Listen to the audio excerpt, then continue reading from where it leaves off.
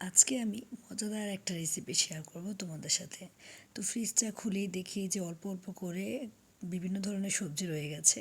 তো ভাবলাম মজাদার একটা রান্না করা যায়। তো সব ধরনের সবজি কেটে কুটে নিয়ে নিলাম। দেন এখানে রসুন বাটা, আস্ত রসুন নিয়েছি, পেঁয়াজ কুচি নিয়েছি, আর সাথে দেখতেই পাচ্ছেন নিয়েছি লইট্টা শুটকি। তো আসলে দেখি আমার জিভে জল চলে আসছে। যাই হোক, পেঁয়াজগুলি ভালো করে একটু লবণ দিয়ে ভেজে নিচ্ছি। দেন আমি লইট্টা শুটকিগুলি দিয়ে দিব ভাজা ভাজা করার জন্য। খুব ভালো করে কিন্তু ধুয়ে নিতে হয়। দেন আমি শুটকিগুলো ভাজি ভাজি করব।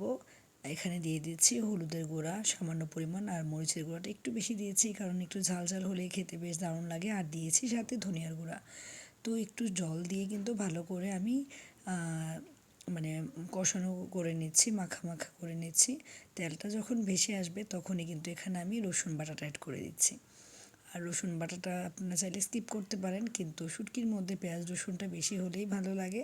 তো এখানে আমি সব ধরনের কেটে রাখা সবজিগুলো দিয়ে দিয়েছি। এখানে অনেক ধরনের সবজি আছে, ফ্রিজে আসলে অল্প অল্প করে থেকে যায়। তো দারুণ একটা তরকারি করে ফেলছি আমি। আসলে তখন আর কেউ খাওয়ার জন্য না করবে না শুটকি থাকলে সাথে।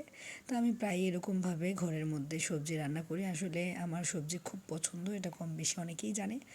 তো প্রায়ই কী করি যে সবজিগুলি এক এক সময় এক এক ধরনের রান্না করি, খেতেও ভালো লাগে। তো ধনিয়া পাতা কেটে নিয়েছি। 15 থেকে 20 মিনিট রান্না করার পর কিন্তু খুব সুন্দর একটা কালার চলে আসছে, আর অলরেডি আমার শুটকি তরকারিটা হয়ে গেছে। তো কারা কারা আমার মতো এরকমভাবে শুটকি তরকারি রান্না করেন কমেন্ট করে জানাবেন। তো ধনিয়া পাতাটা দিয়ে কিন্তু নাড়াচাড়া দিয়ে নামিয়ে ফেলছি, কারণ বেশি রান্না করলে ধনিয়া পাতার স্মেলটা চলে যাবে। দেখতেই পাচ্ছেন কতটা লোভনীয় লাগছে।